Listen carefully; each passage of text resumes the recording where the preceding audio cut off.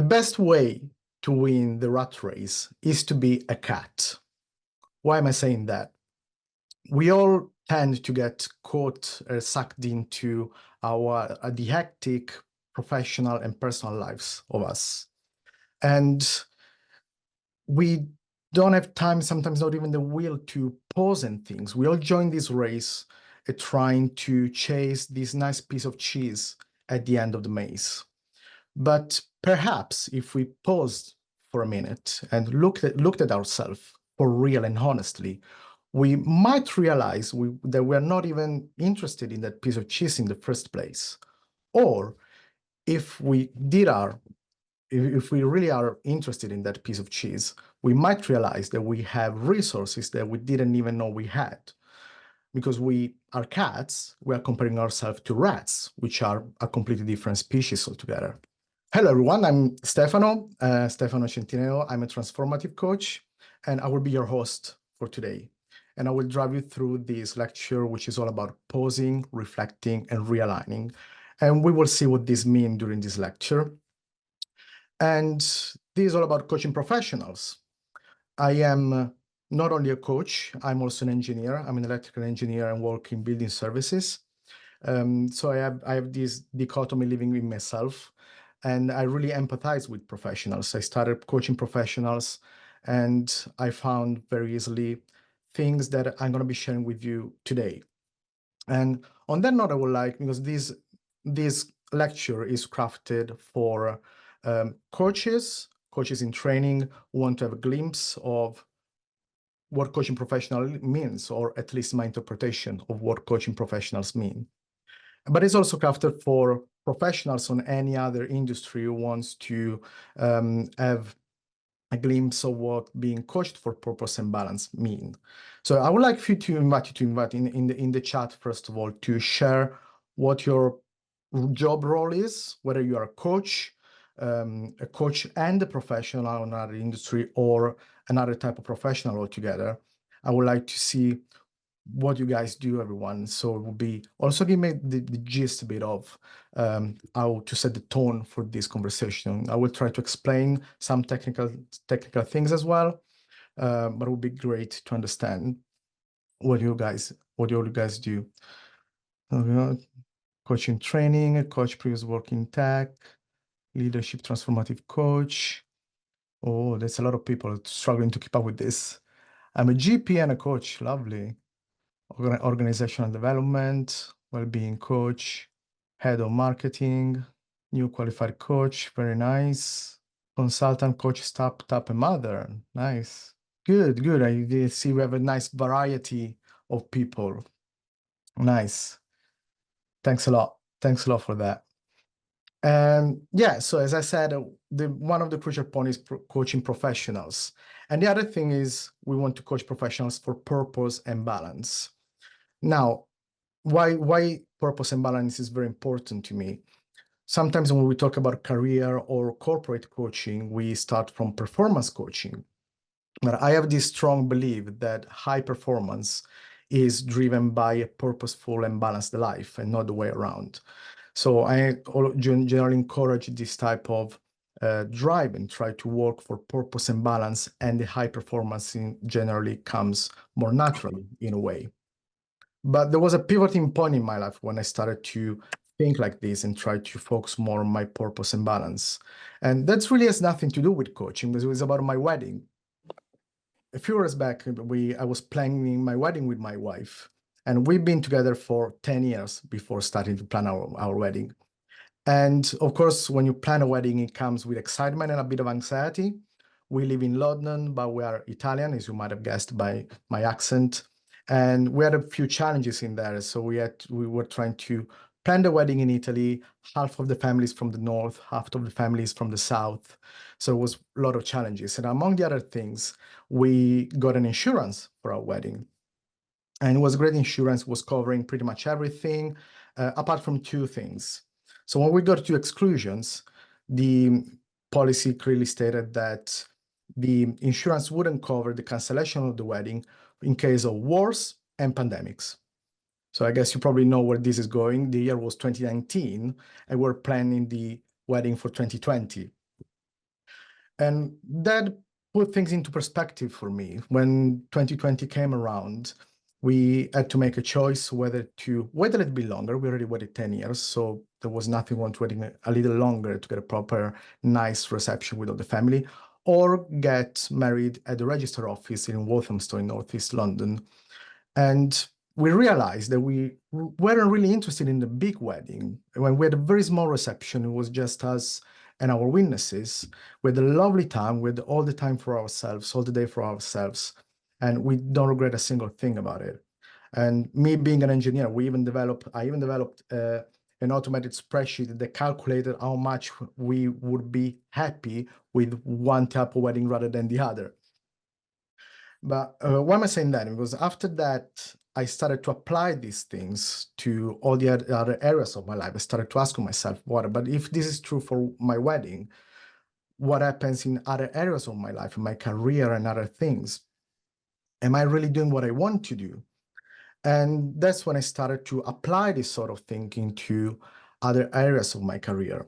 And after pandemics, a lot of wars coming up, crisis over crisis, this sense of security that we have is started to crumble a bit.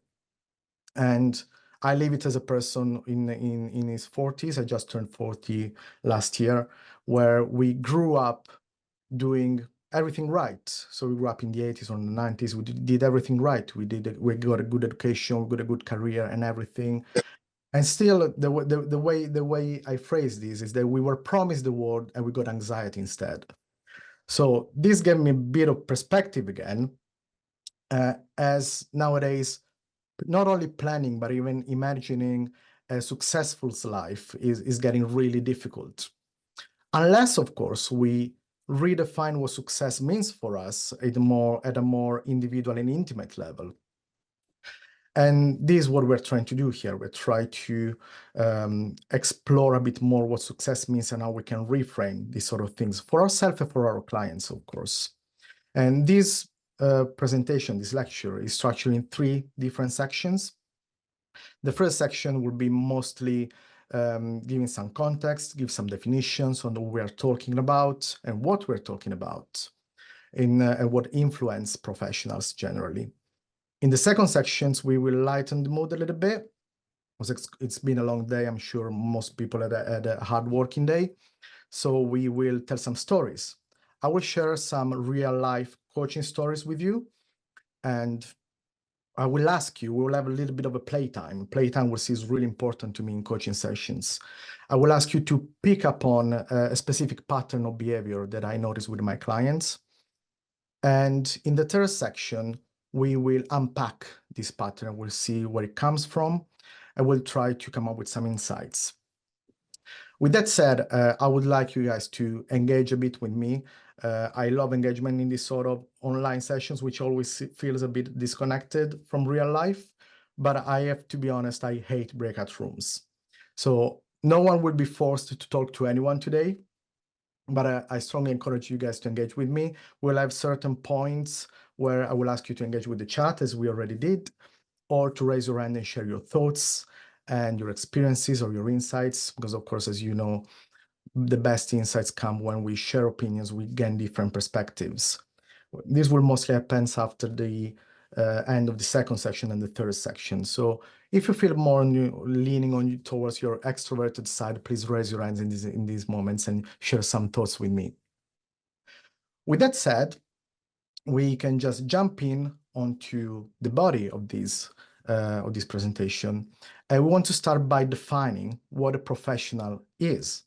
And the way I define a professional is the broader sense that I could come up with is someone with an advanced education and or expertise who applies specialist knowledge and experience to ethically excel in their chosen field. Hopefully you agree with this sort of definition broadly. And I would like you to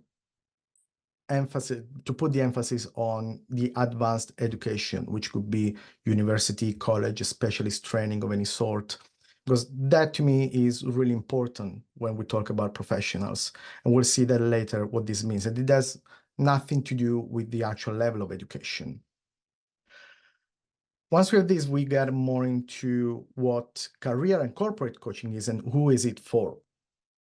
You start by defining career coaching, of course, is anything that involves professional development, growing, climbing the career ladder in a way, finding their own passions and all these sort of things that people wants to get into.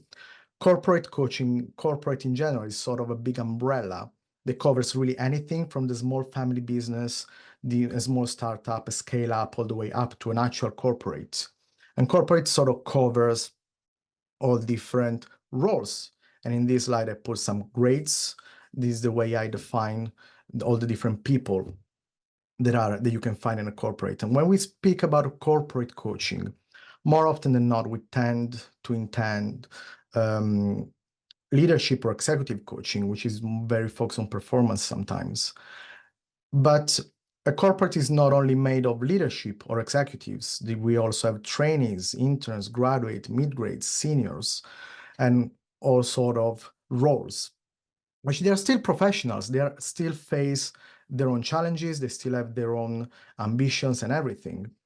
And there's one thing that all these grades and these roles have in common, regardless of the hierarchy in the organization.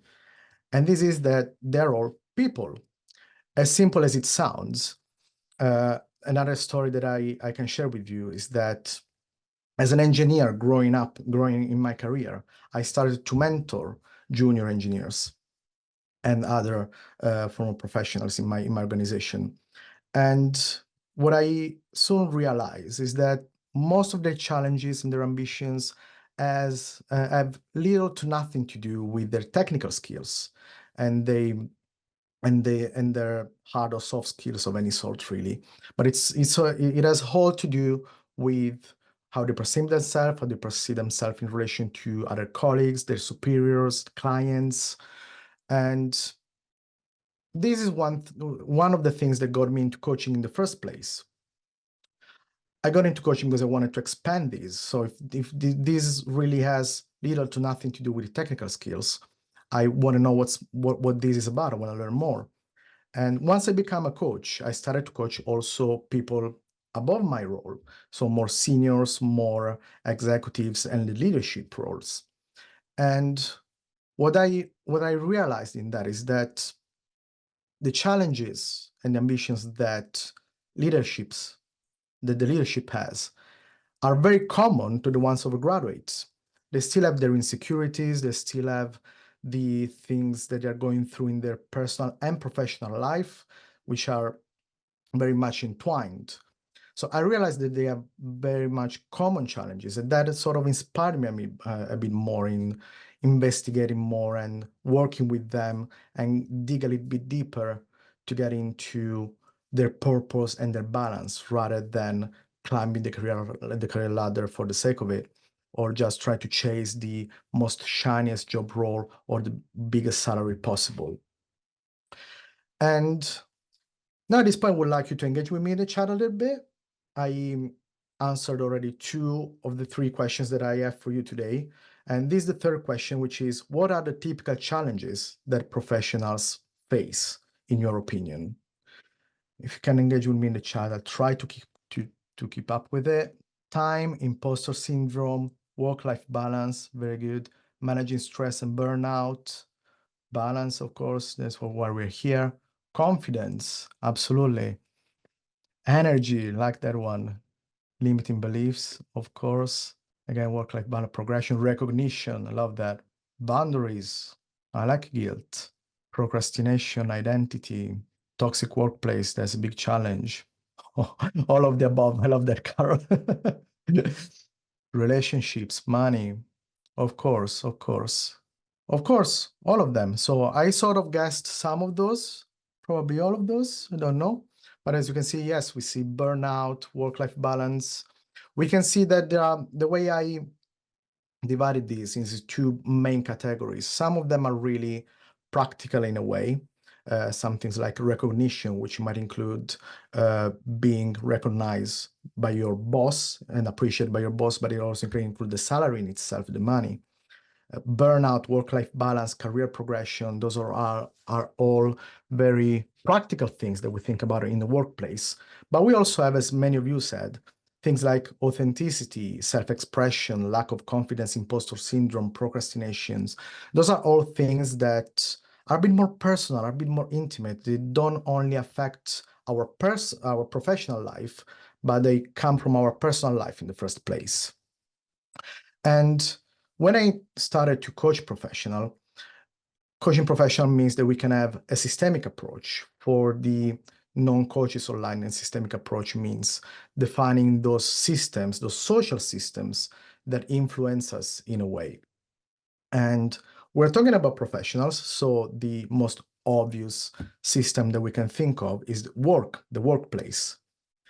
Anything mostly concerning relationship with our superiors, our colleagues, our clients, our technical preparation, where the imposter syndrome might come from, developing hard or soft skills, competitions or comparison with our peers. As much as we want to keep repeating that we shouldn't compare ourselves to others, every one of us does it at some point. But after some time, I started to ask myself, well, immediately I started to ask myself a simple question, which is one of the favorite questions for all coaches. And there is a reason why we all have this favorite question. It's the same one for all coaches. And what else? We love asking this question because in its simplicity is so powerful, because there's always something else. And as we said before, a professional is a person in the first place. So as any other person, they come from a family, they went through school, they have friends, and they live in a broader society.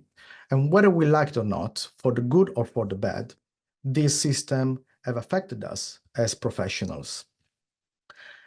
And as I said before, if we want to focus on the school element specifically, why I said advanced education is important for professionals, because they get an extended exposure to the educational system of some sort.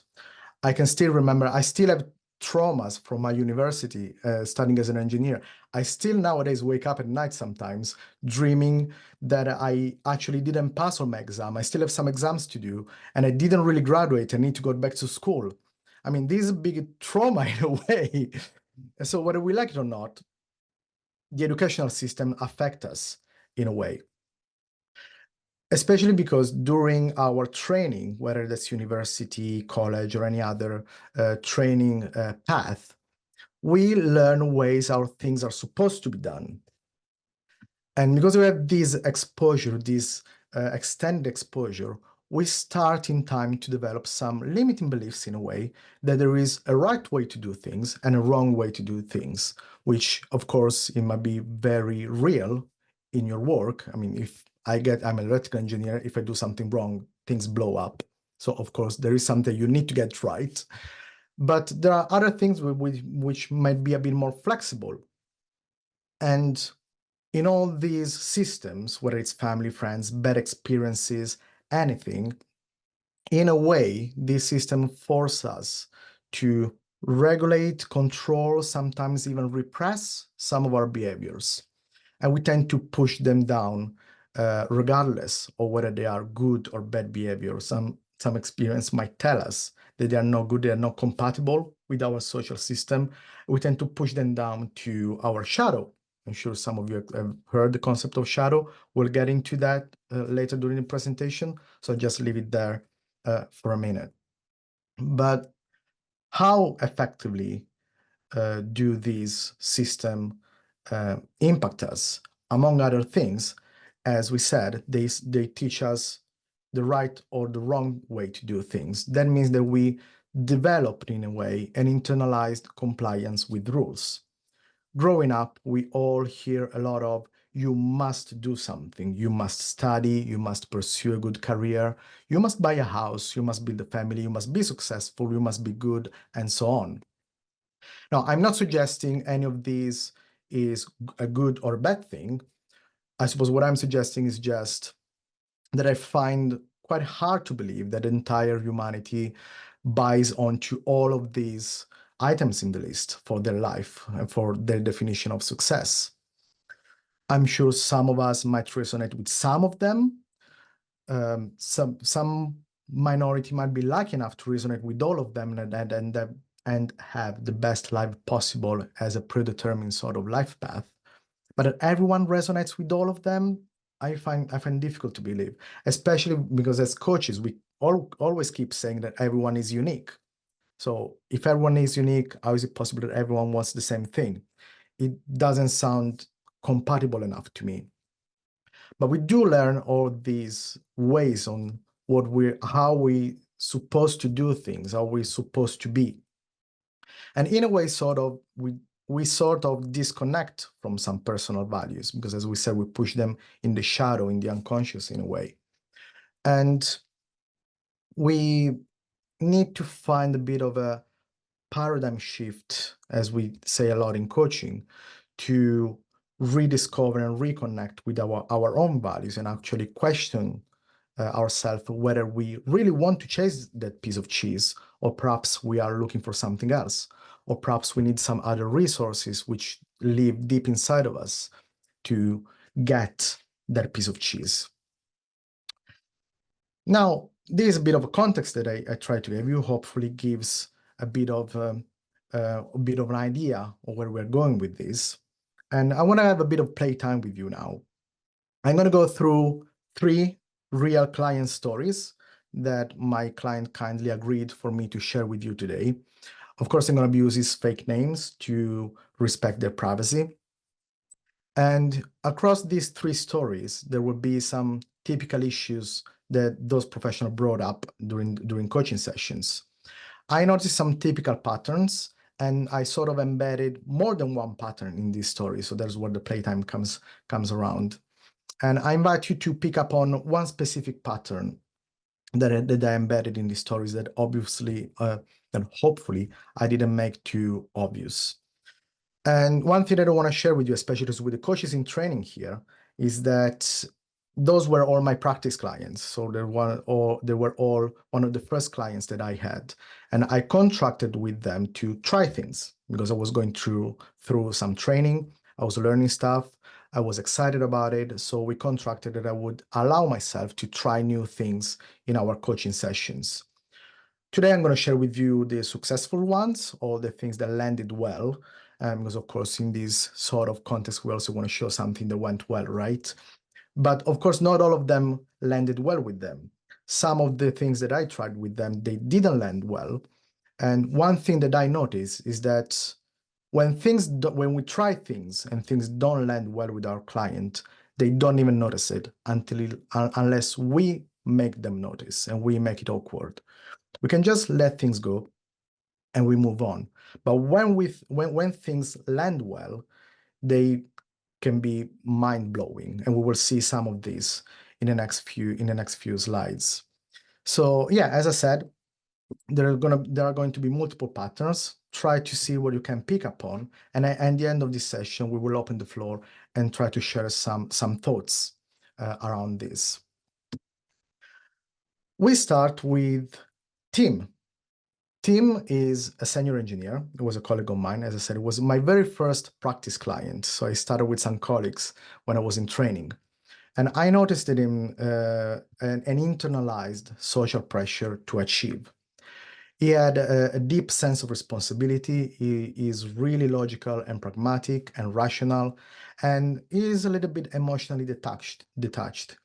Now, sadly, I find this very common in men, specifically me in the first place, because it always feels like with men, we sort of feel like we're only allowed to feel emotions if they are justified. So there is a bit of an additional challenge when I work with professional men and engineers in themselves.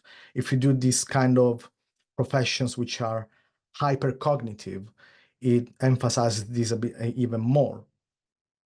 And we spend a lot of time as professionals, especially engineers, in our prefrontal cortex.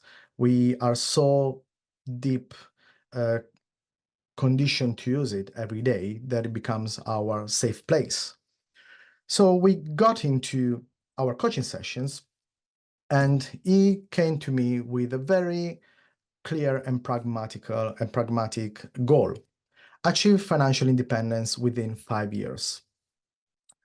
As I said, this was my first client. I didn't have many tools available in my belt, and we were both engineers. So I was very blunt with him. We engineers, we like to understand things. So I was very blunt. I was like, I just went through module 1 with Animas. All I know is the grow model. But it seems like it applies good to your case. Grow model, for the non-coaches online, is a typical model in coaching. Well, grow stands for goal. When we define the goals, first of all, we have a reality check to make sure that our goals are realistic with his situation. We define some options, and then we agree a way forward, in short. And in one of our first coaching sessions, he started to mention things like, I have to pay back my mortgage. I have to get promoted and get a better salary. I have to find other investments or sources of income. This is how we started this conversation. So at that point, another very common question that we always ask as coaches is this: what makes financial independence important? And this is a very common question that we always ask when we want to try to nail down our goals. And this question in itself, in its simplicity, threw him off. He was already confused. He started to mention things which were completely unrelated to each other. And at some point, we were both confused because I was beginning my process of becoming a coach. So again, picking up from my limited tools available, I was like, how do you feel about developing this wheel of life? And I'm sure all the coaches online know very well what the wheel of life is. For those who don't know, I'll say something more later, but in short, in very, very short, the wheel of life is a list of 8 core areas of your life that you want to assess to define how happy you are with these core areas of your life. And then you plan what you can do to improve them in a very short description. So he was quite excited. It was very practical person, and it was sort of a playtime in a way. So we started to develop this wheel of life. He went through it, and then he passed perhaps 5 solid minutes just staring at it. At which point I asked, what's happening in there? I see your cogwheel running in your brain. And he was like, I think this is all. So I asked again, are you sure this is all? I spent another few minutes, and he took this strength to say it and say, yes, I'm committing to it. Those are the 8 core areas of my life. At what point I asked, where is financial independence? Now, not only financial independence didn't make the list, but nothing related to finance or money made the list. It was all about relationships, traveling, hobbies, spirituality. It did mention career, but I think he mentioned, like, we put it like, meaningful work. It wasn't at all about money. So he fell off the chair when he realized that. I mean, not literally, but he fell off the chair. And I could literally see a huge weight lifting off his shoulders. He literally grew taller while he realized that. And he realized in that moment that financial independence is not a goal, but it's a mean to an end. So at that point, he realized that it wasn't his needs, and the playtime in a way distracted him. The playtime with the wheel of life distracted him from the issue and allowed him to reconnect in a way with a more authentic part of himself without judgment. So it was a way of reflecting beyond the cognitive process in a way. So he reconnected with his whole body, with his true emotions. He balanced the responsibility that he felt he had towards his wife, his family, with the desires that might have for himself. And he did that in an inspirational way, in a way that he could explore what he wanted to do without judgment. And so this was a reflective phase for him. Again, we had a pause. The pause was quite strong, was 5 or more minutes just staring at a piece of paper. He reflected in a more holistic way, in a way, and then he realigned. He redefined goals and actions mindfully and with purpose. And his narrative changed all of a sudden. He started to say things like, I want to find a job in line with my values. I want to spend more time with my wife. I want to travel more. He allowed himself to explore what he wanted more freely without judgment. And weirdly enough, after some time, he even found a new job, which was more in line with his values and also contributed to his target of achieving financial independence. So indirectly, it also aligned with his original goal in a way. So yeah, this is the story of Tim. Again, we've seen, just to create some continuity, some of the challenges that we mentioned at the beginning of this presentation. And we see how the reframe moved him from a very practical goal to a more personal and intimate goal. And his way to be the cat, instead of a rat in this case, was to reframe his needs. So what he was chasing was really that piece of cheese. The piece of cheese is not the goal. The piece of cheese, his needs was to be fed in a way. And the piece of cheese is what can allow him to be fed. But it doesn't have only the piece of cheese. It can choose among many other things, right? And he couldn't see that until he snapped out of that ego state in a way. And I said I would say a bit more about the wheel of life, and I'm actually going to share something with you, sort of a freebie for those who want to play with it. Because as I said, I'm an engineer and I love to develop spreadsheets, and I will share this with you if you want to download it and use it for yourself. And this wheel of life is an automated spreadsheet where you can list your 8 core areas, and you go on other tabs and you're able to define what makes those core areas important. So you can list up to 10 things that you can define for yourself. You can grade them from 0 to 5. And you can say that you can check the shape of this wheel of life. And you can assess it. If you have some 1s and some 5s, perhaps if you want to think about whether you want to do something to make it more look like a wheel, or perhaps you're happy with it. It doesn't really matter. It depends on what you want in that moment. You can reuse it and use it to plan, check what a 5 looks like for you, and how to improve, plan some actions for yourself on how to push things up for half or 1 step. Just develop this. As an engineer, I love this tool. I'm a bit of a geek, so this is a different way to look at this wheel of life. And in the downloadable link, you also have the normal PDF if you feel like more old school if you want.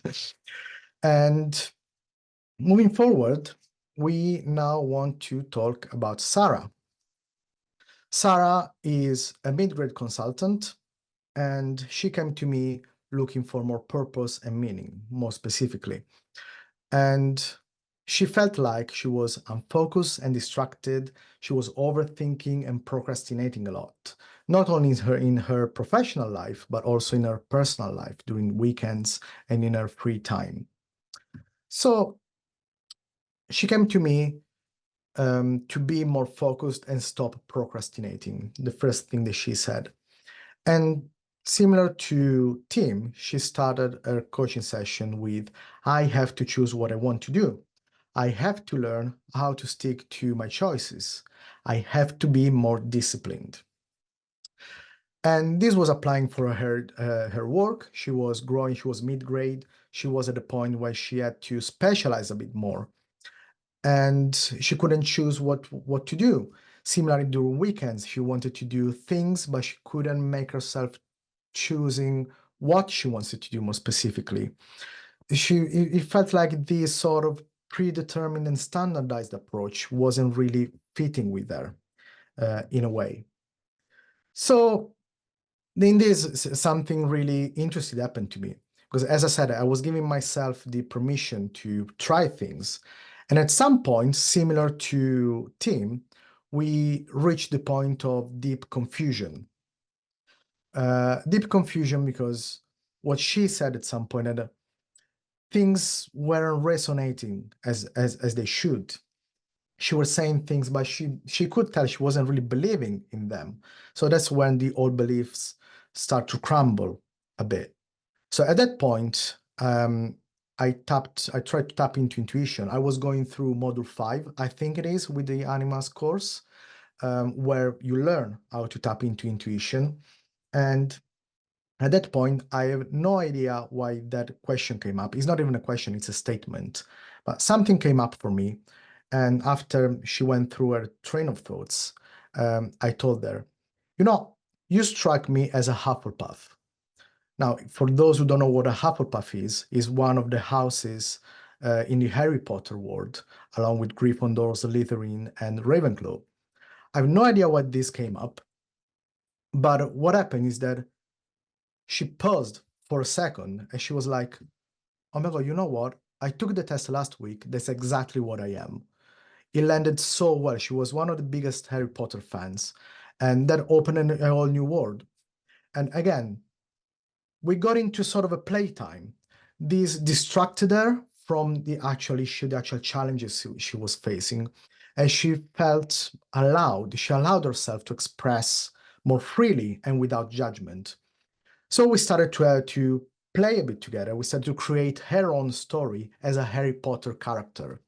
She defined her friends, her enemies, her quests even.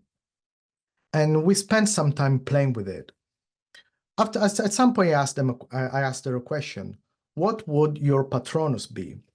Again, if you don't know what a Patronus is, in Harry Potter, is a charm. It's called a Patronus charm. It's a spell where you summon the brightest part of yourself to fight one of the darkest creatures in the Harry Potter's world. So it was fitting perfectly for what we were doing.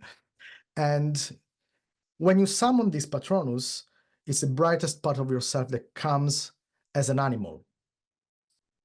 So I asked this question, what would your Patronus be? She didn't have to think about it for 1 second. She was like, oh, that's easy. That would be a magpie. I was like, oh, wow, that was weirdly quick to respond. So I was like, what's about magpie? What's magpie for you? And she went like, well, a magpie is a social animal. The magpies like to be with each other, spend time together. It's very intelligent and it's very curious. They want to try things and see things and explore things. It can be a bit distracted because they always chase the most shiny thing that they see. As she kept going a bit with this description, so excited about this magpie. So at some point, I had to ask, so what does that tell you about yourself? So again, she stopped again and she was like, oh, perhaps I am a magpie. And that's where that paradigm shift happened. She moved on to new framing that resonated more with her. So before she wasn't allowing herself to express herself as she would, as she would like. She felt like there was a right and a wrong way to do things, that she had to decide what she wanted to do. She had to be more disciplined. But she started to say things like, I want to try different things. I don't want to settle. I want to work with people. I want to be flexible. She changed the narrative completely, and there's nothing wrong with it because it depends on how this resonates with you. So that's a very different thing. Her way to be a cat instead of a rat is that she realized that she wasn't interested in the piece of cheese altogether. She wanted to go another way. I'm not interested in specializing. Perhaps I will be in a few years. Now I want to try things. My pace is different from others. The fact that you are mid-grade, it doesn't mean that you have to do something. You can take your time and explore if that's what you feel is right for you. Again, we've seen Sarah, again, different challenges that she was facing. We've seen how the professional and personal life are actually deeply entwined in a way. we saw how she felt wrong with her self-expression because she wasn't complying, she wasn't aligning with the way things are supposed to be done. And after she went through this playtime, again, I want to emphasize the playtime here, and this will become clear in the third part of this presentation. She wasn't interested in that path, so she went and found other ways to do things her own way. Now we're talking about Lisa. Again, as I said, in my training, I worked a lot with some colleagues. This one was a graduate engineer. As you can see, we have different grades though, senior, mid-grade, and graduates. And Lisa wanted to build more confidence. She felt like she was having a bit of an imposter syndrome. She was feeling insecure. She was self-doubting a lot, or a bit anxious perhaps. And this is very common in graduates where they still haven't learned how to be confident in not being confident. So we jumped into our coaching sessions, and she wanted to develop more confidence as an engineer. And the way she were driving her confidence, she was aligning the concept of confidence with the seniority. So she was coming to me and saying things like, I have to progress to senior level quickly. I have to get to my chartership. I have to find relevant projects. Now, if you don't know what a chartership is for an engineer, a chartership is a professional registration with the Engineering Council, which confirms in a way that you work to the highest standards and in an ethical way. So this is what she felt like she had to do. And this person, Lisa, she is a very proactive and passionate person. But because of this narrative that she had, she felt powerless. It wasn't resonating with her, and she was just sitting there waiting for her boss to come around and give her work, which wasn't always the work that she wanted to do. So again, the personal limiting beliefs here started to surface as well. And at some point she said, what I'm saying sounds right, but it doesn't feel right. So I started to explore that a bit more. So what do you mean by that? Well, she was like, well, when I work with people, with clients, with colleagues, I always want to bring up ideas and ask questions, but I will always have this voice in my head that says, and what if, in a sort of catastrophic way. Now, if I wanted to go by the book, sometimes as a coach, I might ask, who's this voice really? Who is really talking to you? But that day, so I have a very good relationship with these clients, and I wanted to push her a bit because she works really well when she's put under pressure a little bit. So again, we created this safe environment, and I started to push her at the beginning. We sort of have another kind of playtime as well. And from that point onwards, or for the rest of the coaching session, all my questions started with, and what if? So I tried to act as this voice in her head. And this triggered her passion and her creativity in a way. So we started with a scenario that she was going through at the time in a project where she was with a client, and she wanted to bring up ideas, but she didn't. So I asked her, what if you did bring up those ideas? And what if the client would push back to you on those ideas and says, those are stupid ideas? And she was like, oh, well, I would explain better what I think. I would explain the technical aspect. I would explain the commercial aspect of things, or my rationale, how I came up with that, why I think it makes sense for them according to their expectations and their program and everything. And what if the client becomes defensive and he says, well, no, that's stupid. You're not understanding what he wants. And she was like, well, then I would propose to sit down with them and try to brainstorm to understand more what they want in a way that we could expedite the design because we can align better to their expectations. And we went on a bit. I asked them, what if they become more aggressive? They say, you are the engineer, you're supposed to know that. And she was like, well, in that case, I would take that back. I say, I would need to get back to my team. I need to speak to my seniors. I need to get another perspective so we can make a plan together and come back to you in a more effective way. So in short, she gave me the most professional and measured answers I've ever heard. I don't even hear these answers from seniors or leadership sometimes. She was great. She was spot on. So in this moment, she realized that her confidence wasn't really living with the seniority or with their grades. She realized that her confidence was really living with her passion, because I asked her, so what happened in there? What made you give these well-rounded responses? And she was like, well, because it triggered my passion. I was passionate about this. This was like a puzzle that I needed to resolve, not only technically, but also communicatively, if communicatively is even a word. So she was passionate about it. She felt empowered because she could do something about it. So again, her narrative changed again. She started to say things like, I want to learn more technical things. I want to ask seniors more questions. I want to find more meaningful projects.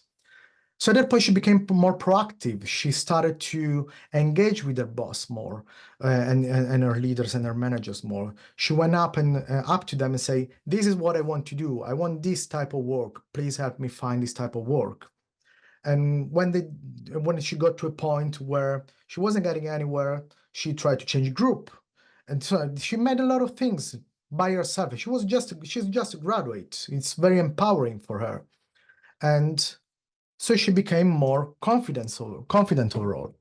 And again, for her, her way to be a cat was understanding that, yes, that piece of cheese is what she wants, but she had other resources that she could use. It wasn't about the grade. It wasn't about getting senior. It wasn't about getting chartered. It was about using her own passion and her own personality to bring out the best of herself. Again, at the beginning, that felt wrong for her because we get so conditioned that there's a right and a wrong way to do things. But once we use this playtime to snap out of those dynamics, we can actually find more resources for ourselves. So these were the three stories that I wanted to share with you. Again, to recap a minute, so we went through Tim, who moved from one dynamic to another, and he reframed his goals in a way. So he paused with the wheel of life, he reflected in a more holistic way, and he realigned with his values and his personality. And he chose different goals that were more functional to who he was. Sarah, again, she started from a limiting belief. She had to pause for a minute, thinking about something else with the playtime, thinking about creating a Harry Potter story and reflecting in a more playful way, to then realize that she wasn't really interested in what she was doing. She had to realign completely. And then we have Lisa, who was interested in what she was doing, but she wasn't using the right resources. So she had to pause again with the playtime and reflect in a sort of a lateral thinking kind of way, where she had to challenge and face her own voices in a safe and controlled environment. Now, I would like you guys to engage a bit more with me now. I would love to open the chat first of all and tell me what you think the pattern was. And if any of you resonated with any of these stories or have any thoughts, please raise your hand. I would love to give you space to share some thoughts with me. And so we can create some insights together. I will go through some of these. They all believed they had to and believed these were the solution to the problem. They all started with what they felt they had to do. Yes. The first two had a lot of I have to. Yes. They were focused on what they thought they had to do and learned how to express what they wanted to do. Moved from have to want. They put performing demands on themselves by setting logical goals that do not address their emotional needs. Yes. Thank you, Edra. Sounds like the whole had a great coach. Thank you. But is them who do the job. Of course, the people that we coach, they are the actual people who do the job, right? Realized it through respiration, moved from head to heart. Love that. They had goals, musts, oh, God, lost that. Instilled by peers, society, rather than things they formulated on their own. Absolutely, absolutely. Good. Limiting beliefs on how, oh God, limiting beliefs on how to achieve what they wanted. Moved from work to passion. Lovely. Coach having confidence to provide safe exploratory space for coaches deeply reflect and reframe. They all had implicit biases. Engage growth mindset. Lovely. Good. Love all this answer. Is there anyone who wants to share? I don't see any hands up. Is there anyone who wants to share any thoughts or anything that resonated with you at all? No, good.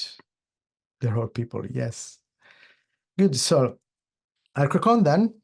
And as many of you picked up, they moved from I have to I want to. That was really important. So they had this internalized sense of compliance to rules, and they moved from this sense of compliance to personalized desires. That was really important. They went through 3 phases. They had to pause when there was a bit of confusion. They then reflected in a playful way. So they engage not only with their prefrontal cortex, which is the safe space for many professionals, but they also engage with their limbic system in a way. So it was different way of thinking that they didn't even realize it. And then they realigned with their values and their wants. But if we want to unpack this a bit more, what does that mean more specifically? Now we try to get a bit more technical here. They had internalized dynamics. Now we're going to be mixing up a bit of transactional analysis and shadow work to give a bit of context to those who are not too familiar with this concept. Transactional analysis generally deals with our relationships. It generally has defined 3 ego states, which is our parent, our adult, and our child ego state. And the adult is the only state which doesn't have any ties with the past. The parent and the child both have ties with the past in a way. And they are ego states that can get triggered by something that reminds us, in a way, subconsciously, something that happened in our past, and bring up our parent, our internalized parent, or our internalized child. Now, the dynamics that where they started from, it was the one of a smothering parent and a wounded child. And the parent could be the actual parent. It could be a friend, a bad teacher, an experience, a circumstance. It could be anything. And in transactional analysis, we have the smothering parent, the critical parent, and the nurturing parent. I sort of, in my own interpretation of things, I sort of took the caring parent, the nurturing parent, sort of out of the question of making become the adult. Again, because the adult, sorry, the adult is the character that doesn't have any ties with the past. So it feels like it's a bit stronger to me. It's not conditioned by the past. And so when we combine this transactional analysis with the shadow work, and the shadow, in short, for Carl Jung, is the equivalent, in a way, of the unconscious for Freud. And the shadow is where we push all the things that weren't compliant with society in a way. So when we mix the transactional analysis with shadow work, these dynamics of these 3 archetypes become an internal dialogue. So what happened in the I have to phase? These clients, they had an internal dialogue of a smothering parent talking to a wounded child, and they moved onto an empowering dynamic of an adult talking to a healed child. And we will see this dynamic a bit more in depth in a minute. So we have 4 archetypes in this type of analysis, and this is sort of my own way of combining this transactional analysis with shadow work to create our pack that lives inside of us, where we have our parent, our adult, our child and our keeper. Now, our child will be our healed child, the authentic child, and our keeper would be our wounded child. And there are three main reasons why I call him, or them, I should say, a keeper. I apologize in advance if I use male pronouns for our child, but I always use these presentations as an opportunity to talk to my own inner child, which identifies as a male. So there's no intention of using word pronouns. It's just me talking to myself, really, in a way. So the first reason why we call it a keeper is because I wanted to make it work with the acronym. It made sense. It made sense to me. It sounded nice. But of course, it's not the serious answer. It's the serious reason. We will see in a moment why, the two main reasons why I want to call it the keeper. But those are the four archetypes that live within us. And we will see how the dynamics develop. On all the three of our clients, our stories, they all started from the parent-keeper dynamic. So we had a parent smothering, scolding, oppressive, controlling, scolding the keeper, who was scared, adapted, and repressed. Now, I want to invite you to connect with this keeper within yourself for a minute.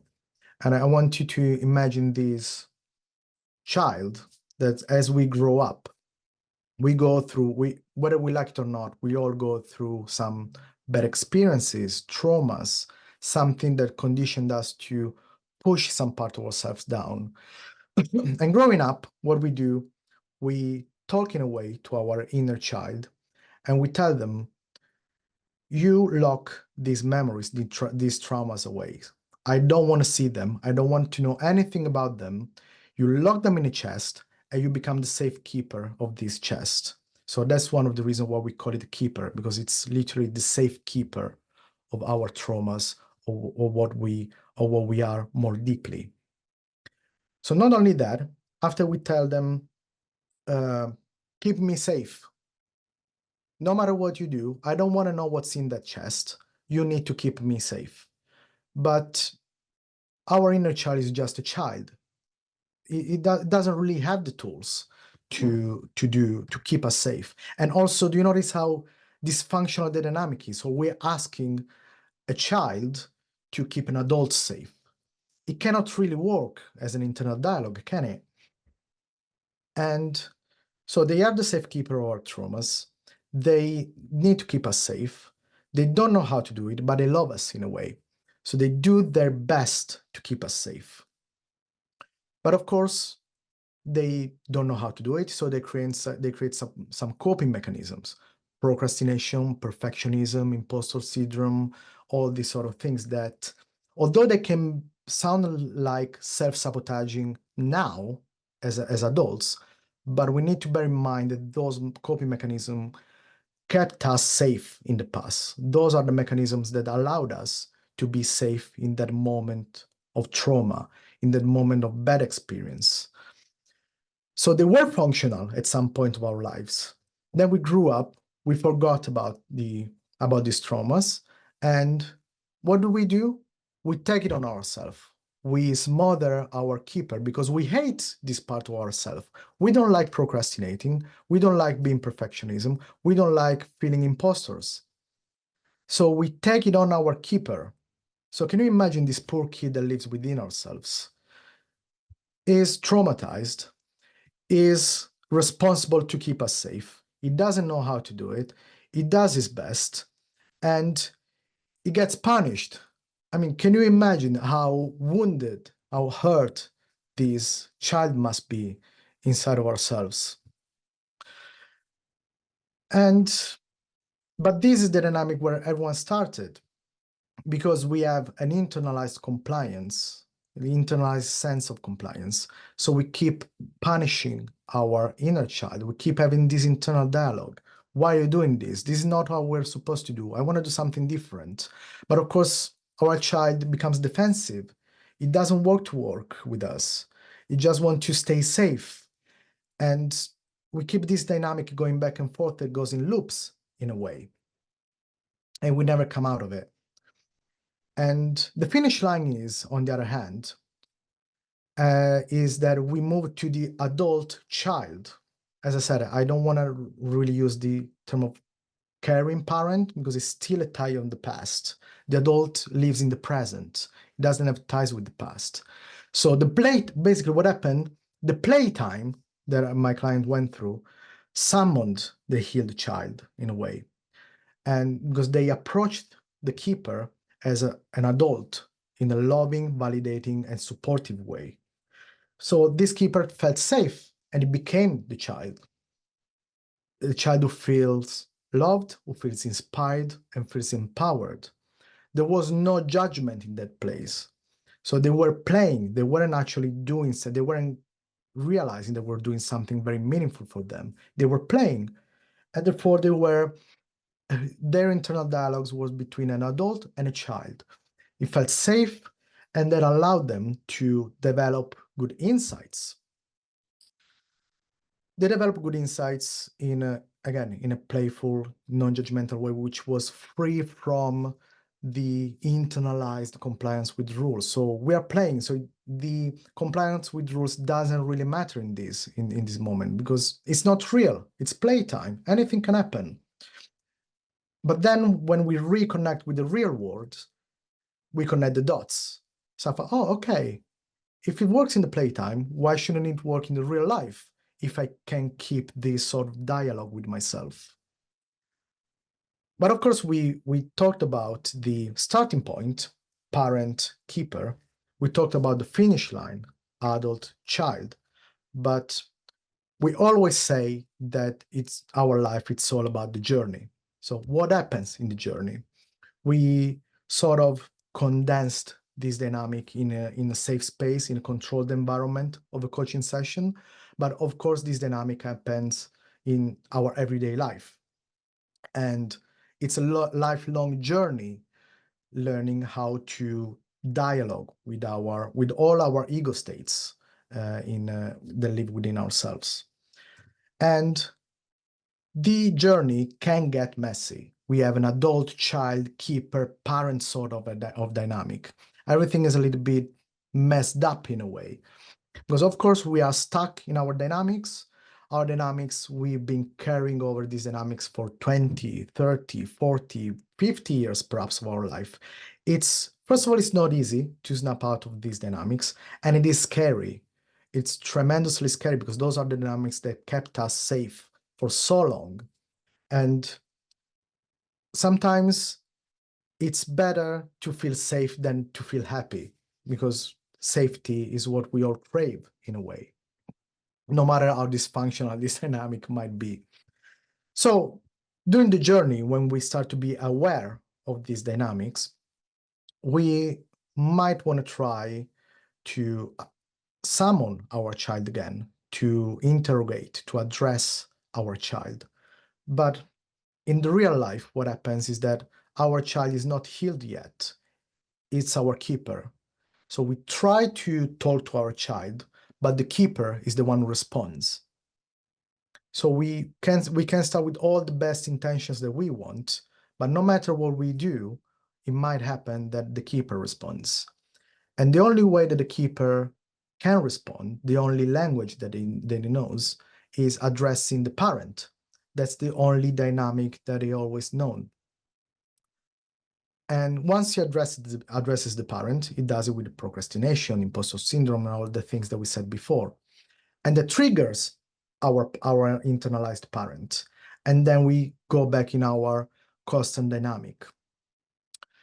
And that means that we need to be kind with ourselves in a way, because even as much as we might want to try, we might fail at the beginning. We might fail at any point of our life because anytime we are tired, we are stressed, we always go back to the dynamics that we know, that we feel like they're safe. So yeah, it can get really messy as a process in our real life.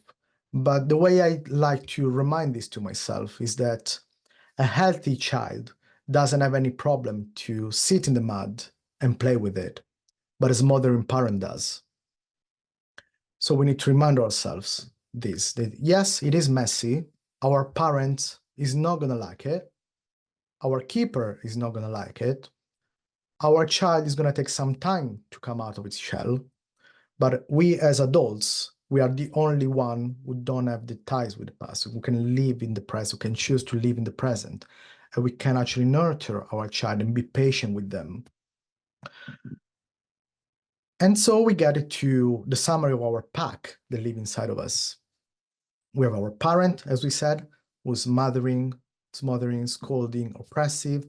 We have our keeper on the other end, who's scared, adopted, and repressed. We have the adult, who's the only one who doesn't have ties with the past, who is loving, validating, and supportive. And we have a child who's loved, inspired, and empowered. And now that I see this slide, I'm noticing something else. I'm noticing how the parent and the keeper are very far apart, and the adult and the child are very close together. So even with the excuse of making the acronym works, it's sort of working visually. And the one thing that I forgot to mention is the third reason why we call this the keeper. If I go back for a minute, is the keeper is the element, is the character that tries to keep the dynamic going, the non-functional dynamic going. As we said, the adult tries to address the child, but the keeper responds. So it tries to keep the dynamic stable as it is always known, because it feels safe. So keeper, the safe keeper of our traumas and bad experience, are the ones who keeps the dynamic going, the non-functional dynamic going. Now, while I was going through this, I was reflecting on this in my own self-reflection. I saw my own takeaways were mainly three. That all the schemes, procrastination, imposter syndrome, and so on, helped us to be who we are and to get where we are now. We should be grateful for them because, as I said, those dynamics kept us safe, were functional at some point of our lives. Taking it on them, hating them doesn't help anyone. We're just going to make us stay in this modern parent ego state. We need to be grateful for them. Once we are grateful for them, we can mindfully choose what is not serving us, and we can decide mindfully to let go of what is not serving us anymore through this messy dynamic that we saw during our journey.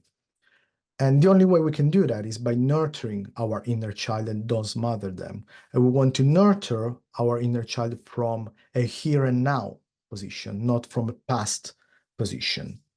So these are my main takeaways. And the way I summarize them is with a simple phrase. We cannot know who we are today until we let go of who we were yesterday. Now I'll repeat this again and I'll let it sink for a minute. We cannot know who we are today until we let go of who we were yesterday. And how do we do that? By pausing, reflecting, and realigning. Pausing, which means accepting that we will need to go through a period of confusion and mess and fear even, because it's a process and we need to accept it for what it is. We cannot change who we are overnight. Reflecting beyond the cognitive process. We are so used to live in our prefrontal cortex that we forget that we have a whole body and we have a whole soul, if we believe in souls, or energy, if you want to use, to actually do some thinking in a more holistic way. And then we need to realign. Realigning meaning actually ask ourselves whether that piece of cheese is really something that we want, or if we want something else, so what resources we actually want, where we actually have to get that piece of cheese. That allows us to move from the parent ego state, I have to, compliance with things, how things are supposed to be done, to our heal the child mode with the I want to. And how do we do that? With the adult, our adult ego state, supporting and regulating our child. Something that scares us sometimes is even that our child we think that our child is not regulated, so it would be wild, we couldn't control it.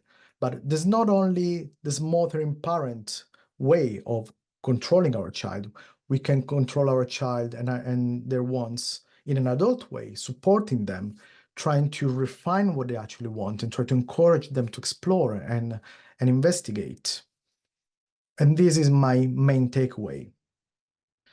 Now, before we go through a bit of your takeaways, in a way, I want to try something with you. What we often do in these sort of online events, we sometimes like to do some guided meditations. I'm not good at doing guided meditation, so I want to try to do an unguided meditation and see what happens. So I want to invite you all to pause and see what happens.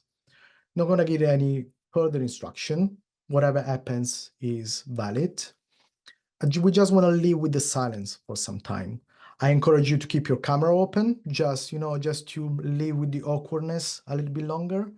We're going to keep 60 seconds just to stay in the silence, and we will see what comes up afterwards. Okay? We even have a countdown. You feel free to do whatever a pause means to you.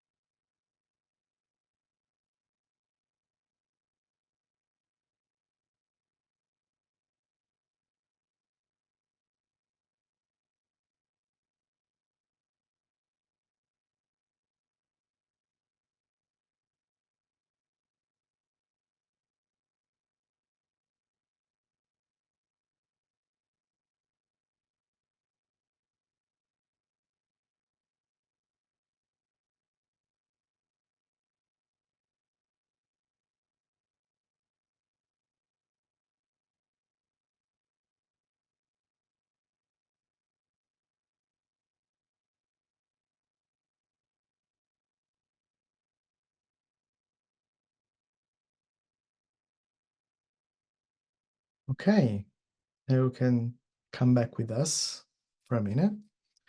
And I'm curious to see what happens with you, what happened with you. I'm curious because for me, it feels like 60 seconds is a long time to spend in silence with other people online. Even when we do guided meditations, we always have someone guiding us every few seconds. 60 seconds in silence it feels a bit different to me. Now, I'm sure some of you might have actually drifted off a bit with your thoughts. Some of you might have actually thought about what they need to do tomorrow at work, or you might have checked your emails quickly. I don't know. I would like to open the floor for any of you who wants to share their thoughts, either in the chat or again, I really encourage you to share your thoughts with me. If you want to raise your hand, I can give you the word, or we can read something through the chat in the meantime. Craig. Yeah, hi. Thanks, Stefano. Really interesting stuff. I think one of the things that's kind of popped up for me is this kind of question of when did your inner child stop playing?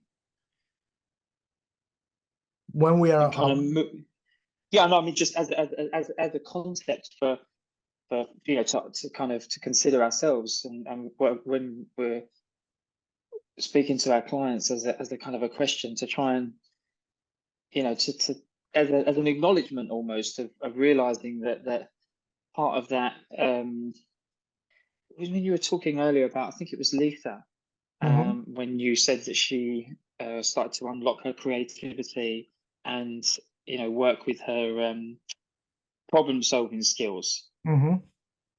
And I guess that's what we do as children in a way. We are just naturally creative. We are always looking at things. I've got a 1.5-year-old, and I can just see her brain always just working things out. She's just playing, she's creative, but she's also problem solving. And it's kind of that interesting point of when we kind of go from that and then become this thing that conforms or thinks that things are right and wrong.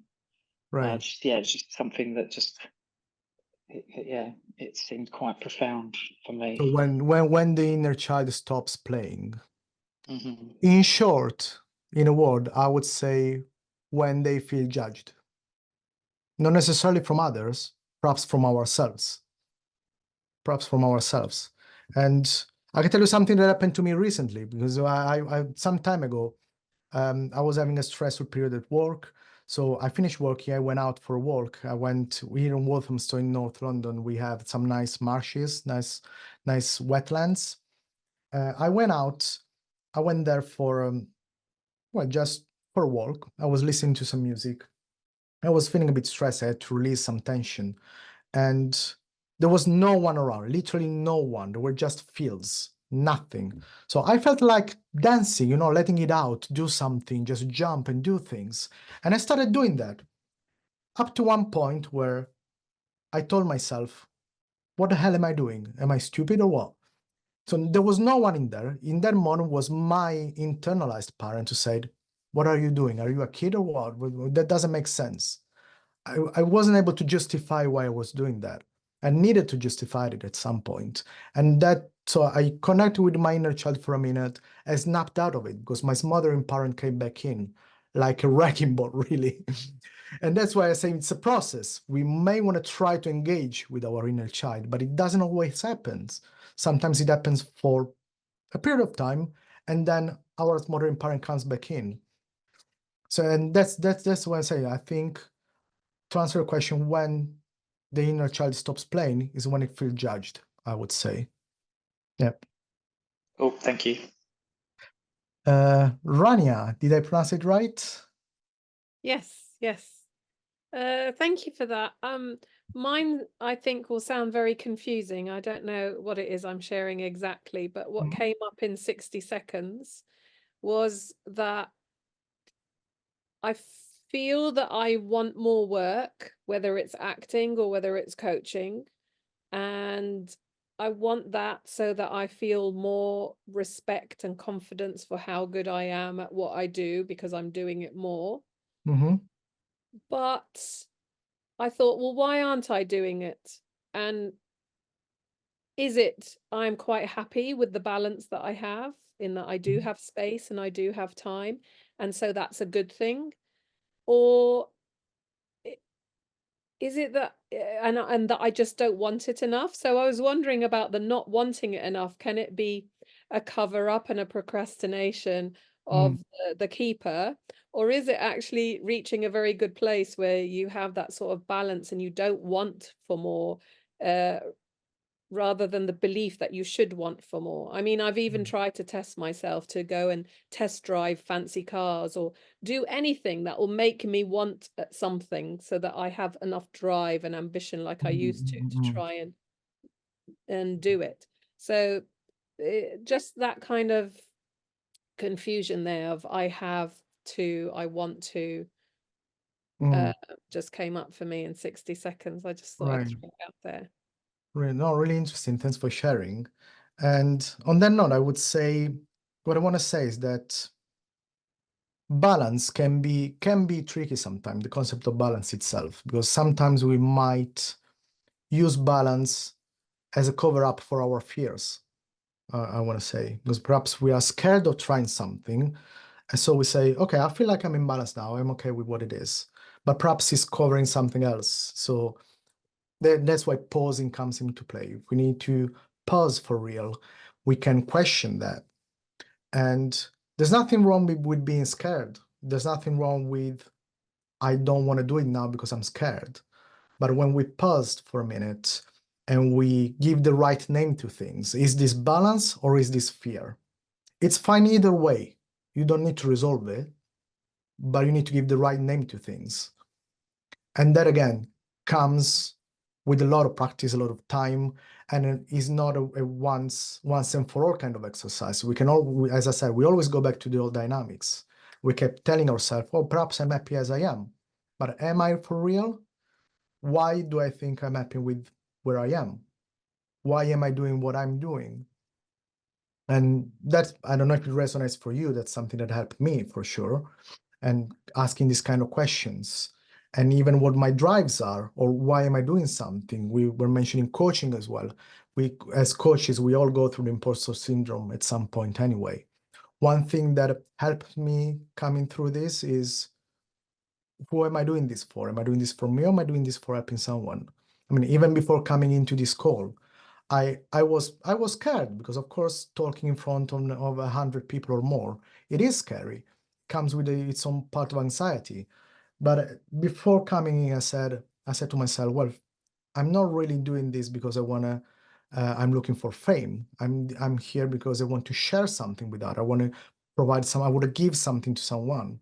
And I'm sure what I said today, it resonated with some of you. Some other of you might think that it's all bollocks, and it's fine anyway, because even if just one person came out with something more, for the good or for the bad, I achieved my goal, and that's fine. And just like that, all the fear goes away. Does that answer a little bit what you were trying to say right now? Yes, I think so. Thank you. Good, thanks. We got anyone else? Oh, if we try and go through the chat. Oh, you wrote so much. Izzy, can we get the transcript of this chat? There's so much things that I'm sure is going to be useful to read afterwards. Yes, for sure. A question here: where lies the line between therapy and coaching? I work with senior leaders. I wonder where the boundary is between therapy and coaching when introducing PAC or transactional analysis. I use transactional analysis, but it usually refers to it in other words like cultural environments in which we strive to survive and thrive yet. I don't talk about the inner child, just wondering how comfortable other coaches are or how strict they are with these boundaries. Very good question. Yes, My do you want me to recap the question, because it seemed a little bit too long? Absolutely. If you feel like it, absolutely. No, it's just my constant reflection. I've been a coach for a number of years, and I always have that ethical issue is, if I firmly believe that coaching is about today and tomorrow, the path of hopes and dreams, and therapy is about the past and tears and trauma, then where do I stand introducing these these approaches? I totally believe in the systemic approach. It's just maybe my own discomfort that I don't use the words, and I just wanted to know how everybody else integrates it into their work. Right. Well, as I said before at the beginning of the session, just allowing yourself to try things, if you ask me. Again, we can introduce something about the past. Of course, the past is going to affect us. We need to go to the past at some point. It's inevitable. The difference with therapy is that we acknowledge what happened and we try to understand how we move forward, rather than trying and analyze that. Unless you have a background in psychology. I don't have a background in psychology. I don't even have the tools to analyze what's happening in here. We can just acknowledge this, reflect it back to the client, and see what they want to do with it. I think it's perfectly fine. Thanks. Good. Sorry, I noticed we're just getting towards the end of the session, so I'll just conclude, because I don't want to hold you too long, because you all have your own lives. And I'm just going to wrap up by saying that I want to, well, thanks everyone, first of all, to stick with me for an hour and a half-ish. And I would like to invite all the participants of this lecture to book a session with me. If you resonated with what you heard today, I'm offering a free coaching session to anyone, and I invite anyone to enter the thinking space. That's how I like to call my coaching sessions. I will put some links in here for you that include a few things. I don't know if we can pin a message. I don't think I can. I'll probably try to pass it later as well before we log off. There's a link to book a coaching session with me. There's a link again to the Wheel of Life Excel tool. There's my contact. If you are a coach or any other kind of professional who wants to collaborate for other workshops or other events, by all means, get in touch. I like to collaborate and do creative things in different ways and play with people as well. So I love to create these sort of things. And you also have the link to the CPD certificate from this lecture. I'm so proud of myself that we hit 7:30. never managed to deal with the time so well. Thank you everyone to coming around.